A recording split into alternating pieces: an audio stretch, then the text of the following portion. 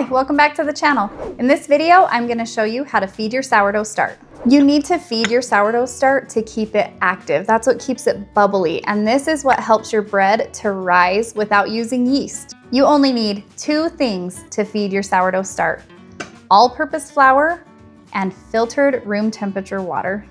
When I feed my sourdough start, I always just switch it into a new jar so that it doesn't get crusty in the old jar. I like these Weck jars because the lid just rests on top rather than twisting on or snapping on.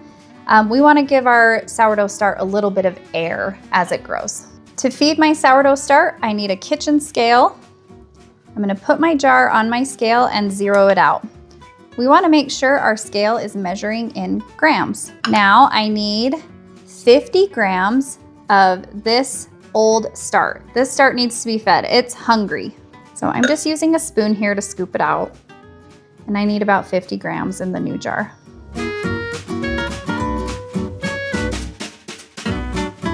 You might notice if you haven't fed your start for a couple days, it might be really runny. My start's still a little bit sticky because I just fed it. So yours might be really runny, and that's okay. You can see I got 58 grams in there. That's close enough. Sourdough starter's very forgiving. Next, I'm going to add room temperature filtered water, 100 grams. To get an accurate measurement and so that I don't have to do any math, I'm just gonna zero out my kitchen scale and add 100 grams of water. Again, close enough. Now I'm just gonna mix that sourdough start and water together.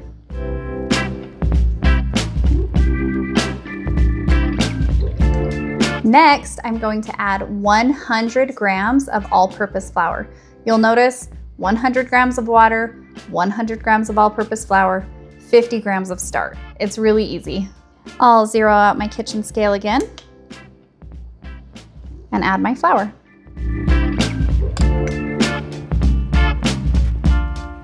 All of these kitchen tools that I'm using today, like the Weck jars and the kitchen scale, will be linked down in the description below. My last step is I just need to stir this together. I like to use this really thin spatula.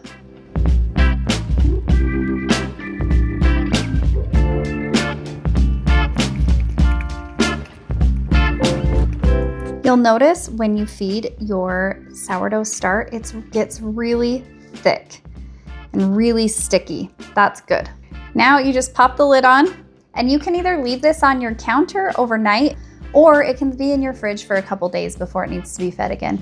Refrigeration slows down the fermentation process, so you don't have to feed your start as often. But if you're baking a lot, it's good to just leave it at room temperature. Now, what to do with your sourdough discard? I don't want to dump it down the sink. This can clog your pipes so bad. In order to save your pipes, you want to dump your sourdough discard in the trash. Any tools that you used in your sourdough starter, you'll also want to just wipe off and throw away in the trash as well. So that's how easy it is to feed your sourdough start. Once this start gets active and bubbly, I can make a leaven and then bake sourdough bread. To see how to make a leaven, click this video over here and I'll see you there.